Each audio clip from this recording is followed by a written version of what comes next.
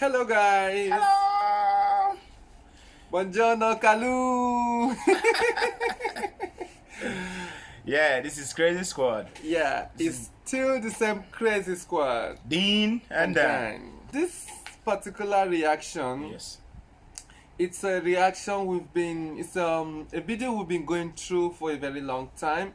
It was requested, of course, Yes. and we had to carefully watch and listen to every word about this video because it's about spiritual video, you know. What's the title? The Throne of Allah. Yeah, it's the Throne of Allah. That's the title of the video we'll be reacting to this morning. Is the Throne of Allah. It talks much about Islam and religious as a whole. Not only a religion, things is not about all Islam. Yeah. It's talking about everyone. So it's just like this video is introducing us to God Himself. Yes. Exposing some of the things we never knew about God and Allah. Yes. You know? Yes. So here in Crazy Squad, we think it's a nice video, and we hope you like this reaction at the end of it. So enjoy with us as we watch the video together.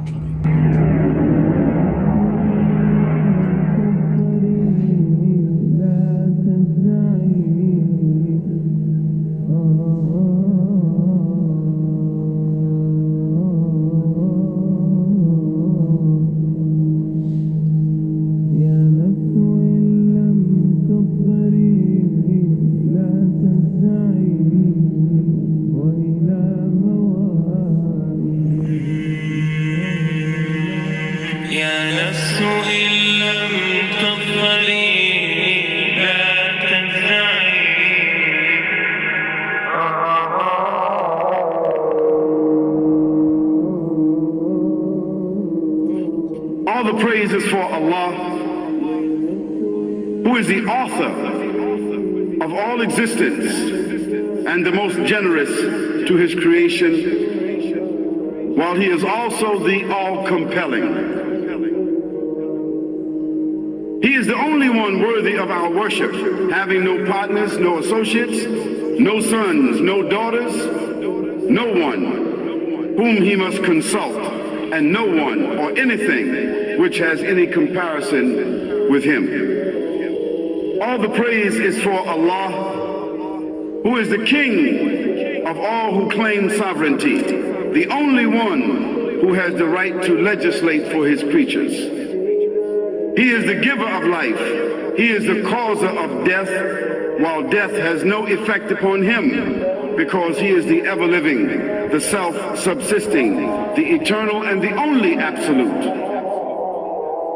All the praise is for Allah, who has power over all things, and there is in reality no power and no strength, no influence to cause benefit or detriment except through him. It is he who created this complex world, the seen and the unseen, the evident and the speculative, the earth and all that is on it, and everything that is in it. It is he who sent his messengers and prophets, alayhimus salam, with the common message of strict monotheism, which simply means that there's absolutely no one worthy of worship, no one worthy of our obedience except the Almighty, the One, the Absolute, and who has no partners. The earlier messages which changed the world in the area in which the prophets were sent,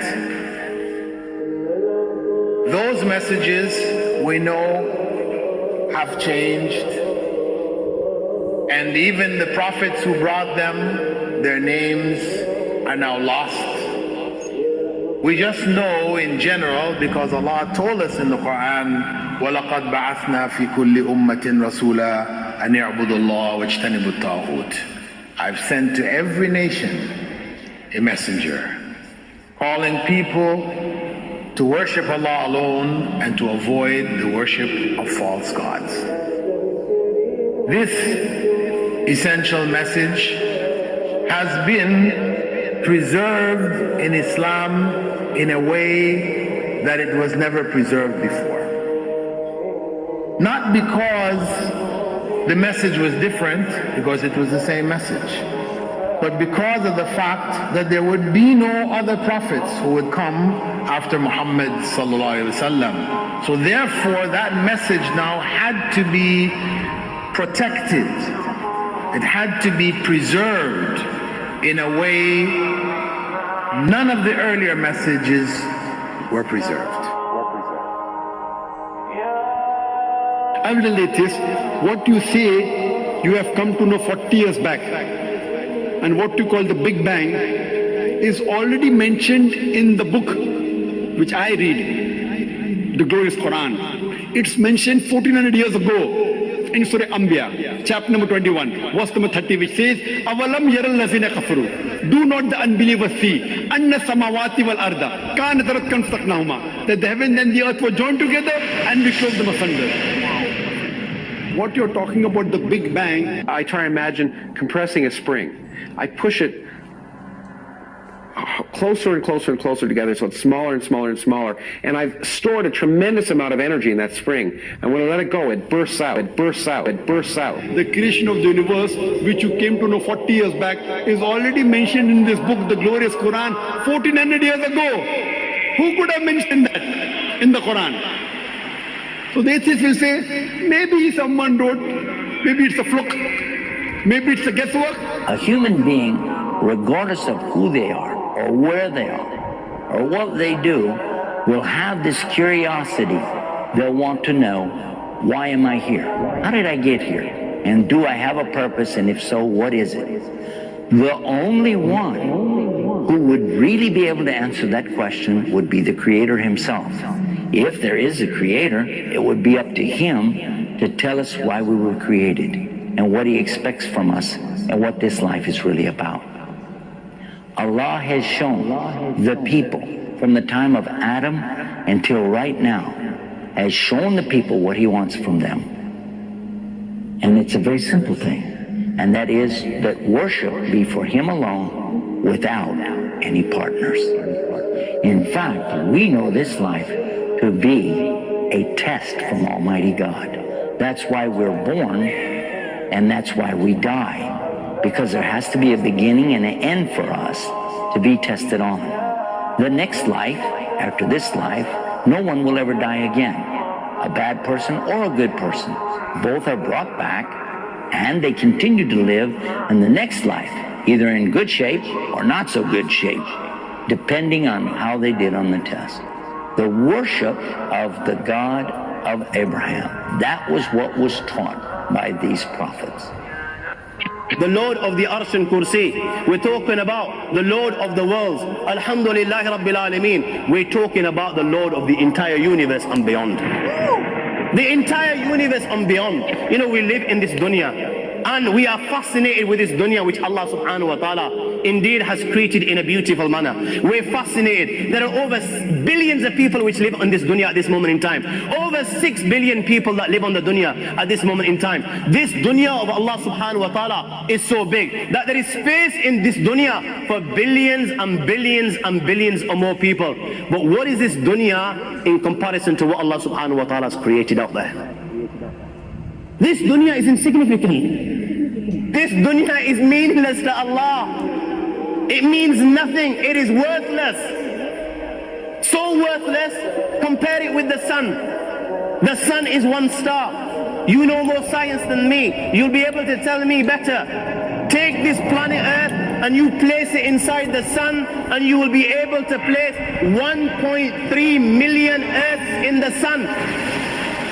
1.3 million Earths in the sun. Allahu Akbar. Allah is the greatest. The sun is one star. One star. There are stars out there which are millions of times bigger than the sun. You tell me this.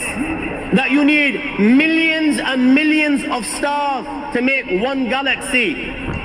And then you tell me this, that there are zillions of galaxies out there. Let me tell you on top of this, my friend. After this, whatever you see above, when you raise your head and you look above, whatever you see above, the zillions and zillions and zillions of galaxies, let me tell you, this is everything there is within the first heaven. Everything there is within the first heaven, and Allah is the creator of 7 heavens. 7 heavens.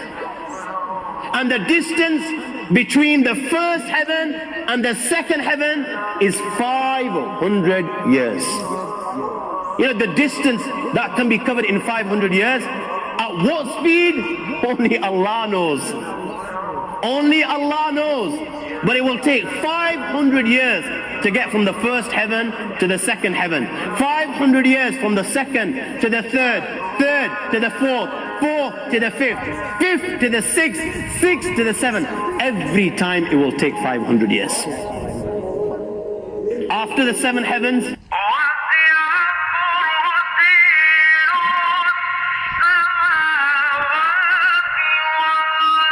وَسِعَ كُرْسِيُّهُ السَّمَاوَاتِ وَالْأَرْضِ. You all read the Ayatul Kursi. You all know the Ayatul Kursi. After this, you have the Kursi of Allah. You have the chair of Allah subhanahu wa ta'ala.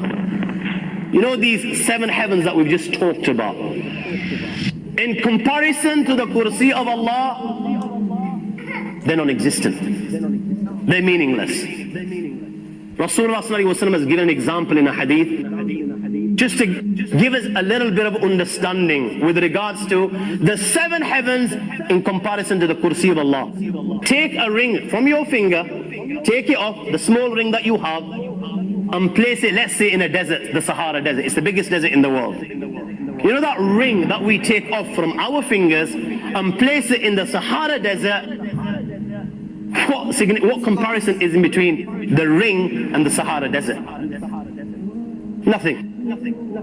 Nothing. The 7 heavens is the ring, and the Kursi of Allah is the Sahara Desert. After the Kursi of Allah, you have the Arsh of Allah. وَكَانَ أَرْشُهُ عَلَى الْمَاءِ. You have the Arsh of Allah.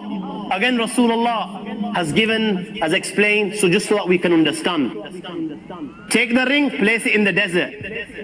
This time, the ring is the Kursi and the Arsh is the desert. What is the Kursi in comparison to the Arsh of Allah? Nothing. Then you have angels which carry the Arsh of Allah. Their heads are in the 7th heaven and their feet are in the lowest earth. My friends, then you have the Lord of the Earth al-Kursi. لا تدركه الأبصار ويدرك الأبصار وهو اللطيف الخبير. He is beyond the size of Allah, who Allah is, what Allah is. The greatness of Allah is beyond the comprehension of my little mind. This is the being that you and I are messing with.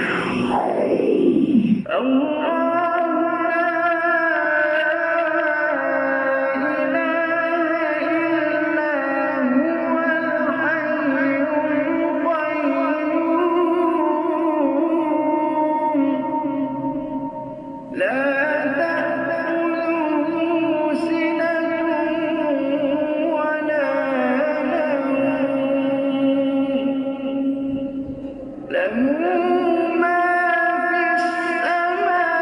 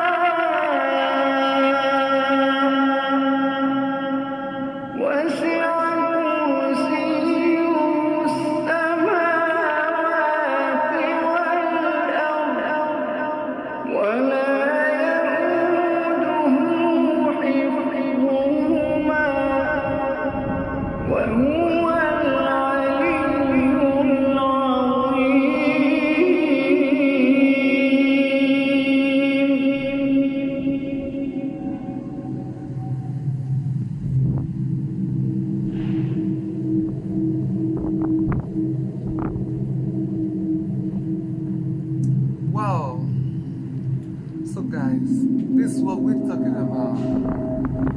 The throne of Allah. How wonderful and big Allah is. You can imagine the distance between one heaven to the second heaven out of the seven heavens. 500 years between each of the heavens, and we have seven zillions upon zillions and zillions. Well, we've been going through this for a very long time, and we realize that all the prophets that Allah have sent, they have all died one after another. Yes. Their names have lost one after another. Yes. But the same Allah has remained unchanged. Unchanged. He's So, still the same. You can imagine how wonderful and powerful He Allah is. is. So we say Allah Akbar. Thanks for your time. Thanks for your time. This is our reaction, and don't forget to press the bell icon, Yeah. subscribe, To our channel. and subscribe kana, like kana, Channel. comment kana, tutti kana. Would want to get more of what you think and more suggestions of places. So feel free to drop your comments at the comment box, because we attend to each and every comment and request. Thank you. And we say Allahu Akbar. Akbar.